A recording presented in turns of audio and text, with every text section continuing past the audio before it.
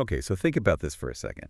You've got a director, right, whose work goes from these, like, raw, super gritty indie films that just exploded, Right. all the way to massive global blockbusters. And then you add acclaimed stage plays, even the London Olympics opening ceremony. How does one person, one artist, create such a diverse body of work that still feels so distinctly him, always pushing things, always with that clear voice? That's the exact question, isn't it? And that's who we're diving into today, Daniel Francis Boyle. No. English director, producer, born back in '56. The British Film Institute put it really well. They called him one of the liveliest and most unpredictable of British directors, adept at shifting genres and bringing a personal quality to whatever he tackles. And it's that unpredictability, that personal stamp we really want to get into. Right. And our mission here for this deep dive is basically to unravel his journey. We want to trace how he got from A to B, explore those early influences. Some are pretty surprising, actually, that shaped his vision. We'll look at the big film successes, but also the challenges he hit, plus his work in theater and TV, which is significant. And try to figure out the underlying ideas, the philosophies, maybe even the personality behind it all. How does he keep delivering those moments that make you go, aha, whether it's on a massive screen or a tiny stage? Exactly. And for you listening, this isn't just going to be a list of films. Think of it as a shortcut, really, to understanding this major figure in British culture. We're aiming to give you insights into how one person's artistic vision can just thrive, pushing boundaries across all these different forms.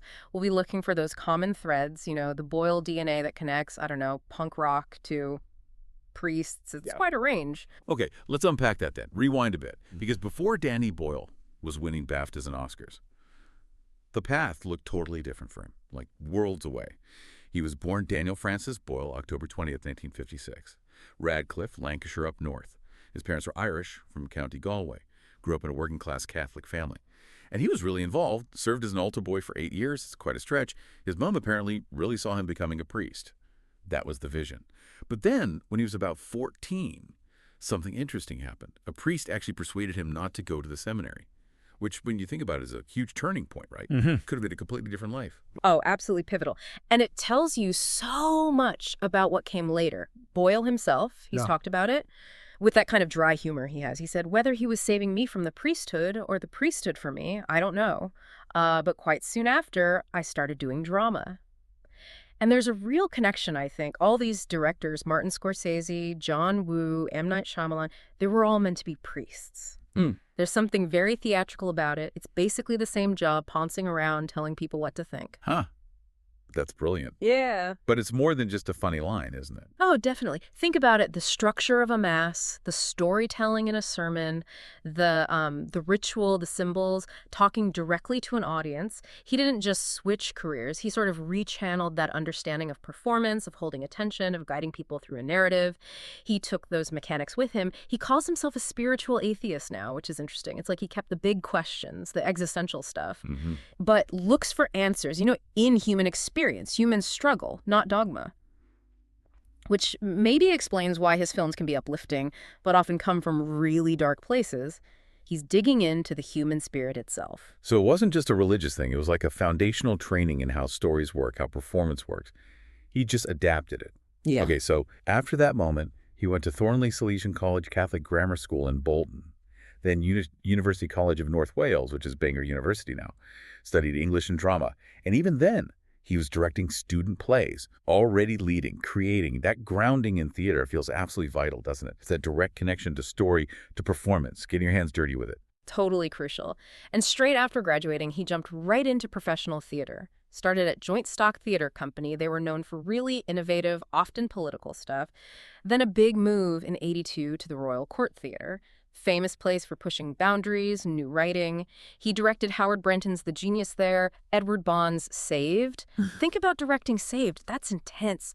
Really confronting stuff about society, needing powerful performances, probably on a tight budget. Right. Skills you could definitely use later in film. Exactly. Relying on the actors, the staging, creating tension in a confined space. Yeah. That translates directly to low-budget filmmaking, making it feel immediate and raw. And he didn't stop there. Did 5 productions for the Royal Shakespeare Company too, The Bite of the Night, The Last Days of Don Juan. This whole period, it was foundational. Learning about character, dialogue, rhythm, controlling a narrative space live, all tools he brought straight into cinema. He was a storyteller from day one. That's a proper apprenticeship. Yeah. And then, 1987, he starts shifting towards television. First as a producer for BBC Northern Ireland, he produced Alan Clark's Elephant, which, wow, that was controversial. A really stark look at sectarian violence. Must have been intense, jumping in with that. Yeah, talk about diving in the deep end. Right. And from there, he started directing for TV, various shows, learning the visual side of things, a different format. He directed things like Arise and Go, Now, Not Even God Is Wise Enough for the Greater Good, Scout, and 2 episodes of Inspector Morse. Everyone watched Morse. Then in 93, the BBC 2 series Mr. Rose Virgins. That TV period was like a crash course, hugely valuable. He got to hone his craft, experiment visually, work across different genres, deal with production limits. It really set him up for the unpredictable jumps in his film career later. Okay. And moving from producer to director, that gives you the full picture. Seen both sides of it. Exactly. The logistics, the budgets, the scheduling, plus the creative side. You can see how he learned to be so resourceful, so energetic on set, making every penny count. That feel is all over his early films, raw, efficient, but powerful. And it's interesting, even after hitting it big in movies, he came back to TV. In 2001, Between the Beach and 28 Days Later, he directed 2 BBC TV films, Vacuuming, completely nude in Paradise and Strumpet. Really? I didn't know that. Yeah, it shows he never looked down on TV. He saw it as a valid medium, one that helped him build his career. He kept engaging with it. Okay, so he's got the theater craft, the TV experience, the producers know-how, the stage is set. And what happens next, it wasn't just interesting. It was like a shot of adrenaline for British cinema. Yeah. The 1990s. Danny Boyle arrives on the film scene. And his first feature, Shallow Grave, 1994. A thriller. It wasn't just good, it was huge. Became the most commercially successful British film of 95. Yeah, Shallow Grave was like a lightning bolt. Dark humor, that twisty morality, stylish tension. It just hit. And winning the BAFTA for Best British Film for your debut. Phenomenal. Plus, it kicked off that amazing collaboration with John Hodge, the writer, and Andrew McDonald, the producer. Yeah. That team really changed things. The sharp script, the black comedy, the suspense, it instantly showed off Boyle's style. You know, the fast cuts, the bold colors, that claustrophobic feel. Yeah, that sense of dread, but it was kind of thrilling too. Exactly. He was almost creating a new visual language for British film. Got the Best Newcomer award from the London Film Critics Circle. It was obvious right from the start this guy had a unique voice. He delivered an experience. And then just 2 years later, 1996, boom, Trainspotting. If Shallow Grave put him on the map, Trainspotting basically redrew the map. It wasn't just a film, it was a cultural earthquake. The BFI ranked it the 10th greatest British film of the 20th century. That's massive. I remember critics saying back then that these 2 films basically revitalized British cinema in the early 90s. It felt like a real aha moment for the whole industry. Proof that British films could be edgy, cool, relevant. You're spot on. Trainspotting was like a manifesto on film. It tapped into that whole post-Thatcher vibe, the disillusionment, addiction, identity struggles. But it did it with this raw energy, this visual flair that just grabbed you. It spoke to a generation globally. And having those 2 films back to back cemented Boyle as this major talent. Edgy, dynamic, totally fresh, clearly unafraid to tackle difficult stuff. You know, uncomfortable truths, but with style and this very British feel that somehow traveled everywhere. He delivered that sandblasting experience he talked about. What's also really telling, I think, about where his head was at even then is the choice he made. He got offered Alien Resurrection, the 4th Alien movie. Huge franchise. And he turned it down, famously turned it down. Chose to make A Life Less Ordinary instead in 97. Smaller film, quirky romance.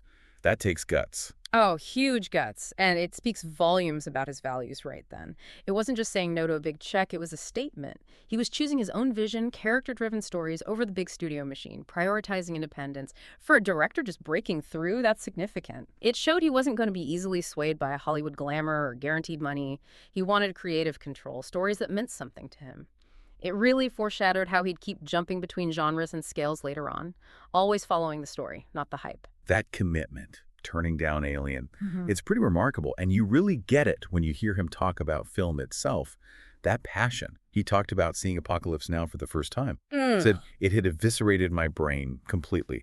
My brain had not been fed and watered with great culture. It had been sandblasted by the power of cinema. And that's why cinema remains a young man's medium. You feel that energy, that desire to just overwhelm the audience in those early films, don't you? Yeah. Trying to recreate that feeling. Absolutely. That primal thing, being totally blown away by a movie, Yeah. that seems to be the core of it for him. He's not just telling stories. He's trying to give you that sandblasting, pushing things, challenging you, sometimes just grabbing you by the senses, to deliver something that really affects you, that stays with you. It's about kinetic energy, visuals, emotion, making you feel changed. So building on that, moving into the 2000s, his work gets even more ambitious, right, and jumps around even more in terms of genre. He refuses to be pinned down. 2000, you get The Beach, adapting that cult Alex Garland novel, filmed out in Thailand.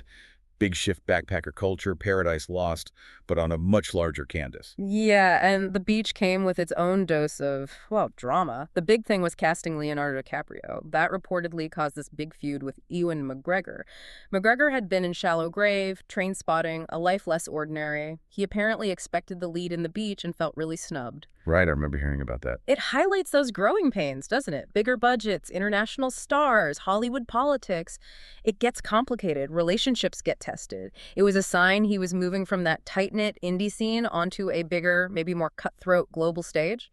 Fascinating glimpse behind the scenes there. Yep. Okay, then just 2 years later, 2002, he teams up with Alex Garland again and plunges us into 28 Days Later, post-apocalyptic horror. It's funny, that's the film I always think of when I think Boyle versatility. It felt like he took the energy of Trainspotting and just infected the horror genre with it. How revolutionary was it, really? Oh, massively. It completely revitalized zombie films, stripped out the camp, made it visceral, gritty, psychological. Those weren't slow shuffling zombies. They were fast, terrifying, rage-filled, infected. That created this sense of panic, of pure terror that felt brand new. Used that lo-fi digital video look, too, which made it feel immediate, almost like a documentary. It was Boyle taking a familiar idea and just stamping his style all over it. Total game changer for the genre. And then he follows that up with Millions in 2004, scripted by Frank Cottrell Boyce, which is this charming, almost whimsical family film. Talk about a pivot. Exactly. And then another sci-fi with Alex Garland, Sunshine, in 2007, an existential thriller set in space. Backpackers, rage zombies, kids finding money, astronauts flying into the sun. Yeah. The range is just wild. Always with that visual energy, though, that punch. But nothing, probably nothing, prepared anyone for Slumdog Millionaire in 2008. Just this global explosion. Story of a kid from the Mumbai slums on who wants to be a millionaire, navigating life. It became the most successful British film of the decade. Just huge. It really was a phenomenon. Swept the awards, 10 Oscar nominations, won 8, including Best Director for Boyle, Best Picture, Best Adapted Screenplay. Unbelievable run. He got the Golden Globe, the BAFTA for Best Director, too. 7 BAFTAs total for the film. Andrew McDonald, his producer, said something really insightful about it. What was that? He said, Boyle takes a subject that you've often seen portrayed realistically in a politically correct way, whether it's junkies or slum orphans, and he has managed to make it realistic, but also incredibly uplifting and joyful. And that just nails it, doesn't it? Finding that energy, that hope, that sheer life force, even in the toughest settings.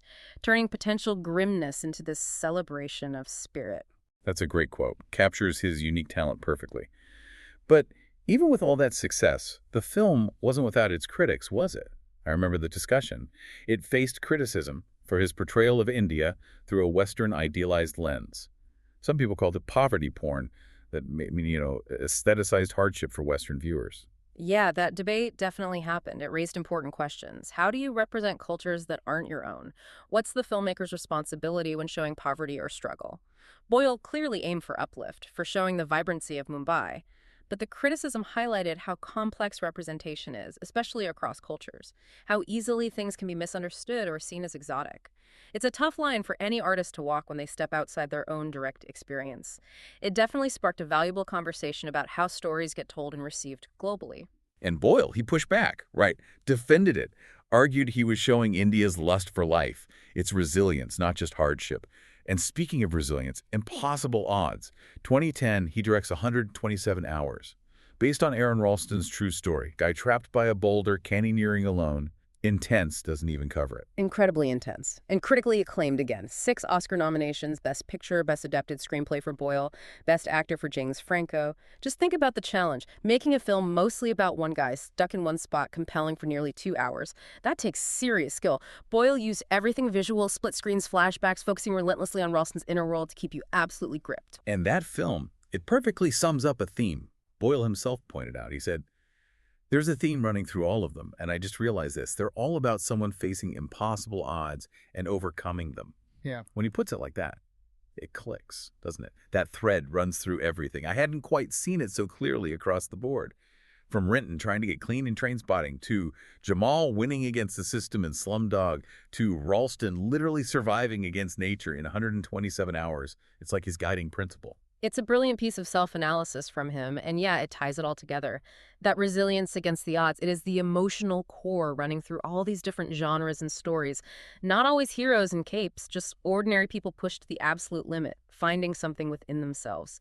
Often shown with that typical Boyle energy and intensity, that's a huge part of his appeal, finding the extraordinary in that struggle. And he definitely kept up the pace in the 2010s, still pushing.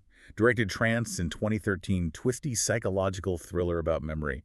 Then 2015 tackled Steve Jobs, biopic of the Apple founder. Not an easy subject, complex guy. That film closed the BFI London Film Festival, his third time getting that honor.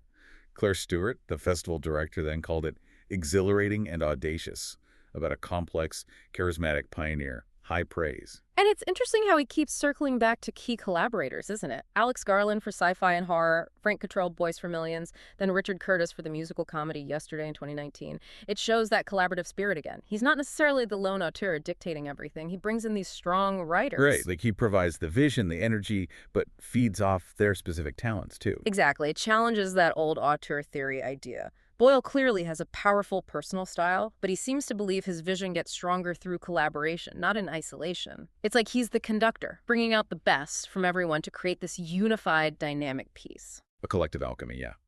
Then 2017, he did T2 Trainspotting. Going back to that world, those characters. After 20 years, a big risk, but he pulled it off, brought the team back together.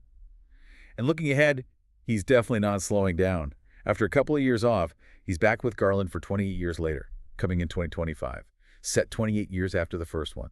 And it's the start of a trilogy. With 28 years later, the Bone Temple already planned. Yeah. Wow. He doesn't do things by halves, does he? Apparently not. And then on top of that, he's got a film called Ink coming up, about Rupert Murdoch. James Graham wrote the play it's based on. Guy Pearce, Jack O'Connell may be starring, filming soon. A horror trilogy and a film about Murdoch. It just underlines how unpredictable he still is. Yeah. Always defying what you expect. Totally. Going back to 28 Days Later, expanding it, then pivoting to a sharp, probably quite political story about a media mogul. It shows he just thrives on new challenges, not resting on his laurels, not repeating himself, still looking for that compelling story, whatever the genre, whatever the scale, still got that liveliness the BFI talked about. And Boyle's vision, it's not just confined to film sets. He's taken on these huge public spectacles and compelling TV too.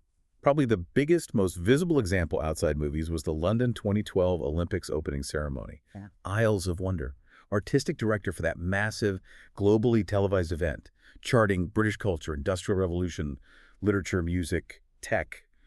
A mind-boggling task. Phenomenal. And the reception was just overwhelmingly positive, wasn't it? Both here and internationally. People loved the ingenuity, the humor, the way it told this huge story. Yeah. It just showed his incredible ability to work on that massive scale. Blending spectacle with cultural narrative, totally different from making a film managing thousands of people, live broadcasts, huge sets. But he pulled it off, telling this cohesive, emotional story to billions. Proved he could command a stadium just as well as a film set. Incredible versatility. It really is amazing how he shifts gears. From that massive spectacle back to his roots in theater. In 2011, he directed Frankenstein at the National Theater, which was so good they broadcast it live to cinemas, National Theater Live, blurring stage and screen again, and more recently, 2023, Free Your Mind, a dance adaptation of The Matrix, debuted in Manchester, just constantly experimenting with form, with how to tell a story. That constant movement between mediums, huge events, intimate plays, dance, it just shows this deep curiosity, doesn't it? Exploring storytelling in every way possible. It's not just what story, but how you tell it. Always pushing himself, adapting his vision. He seemed committed to the art of narrative itself, not just one way of doing it. And beyond the big artistic projects, he's put serious energy into philanthropy too, using storytelling for real-world impact. Back in 2010, he directed this one-night play, The Children's Monologues, at the Old Vic. It was for his charity, Dramatic Need.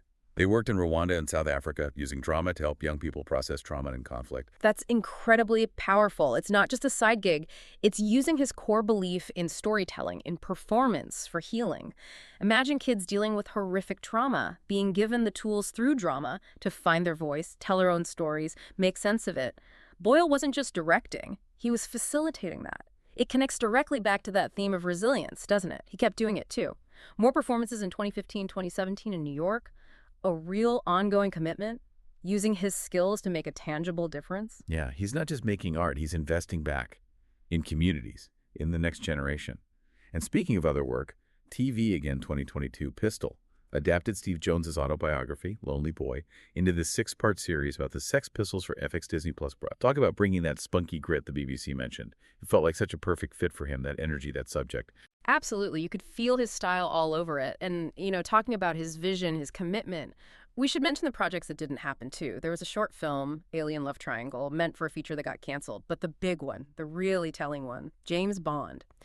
He was hired to direct Bond 25, which became No Time to Die. This was back in March 2018.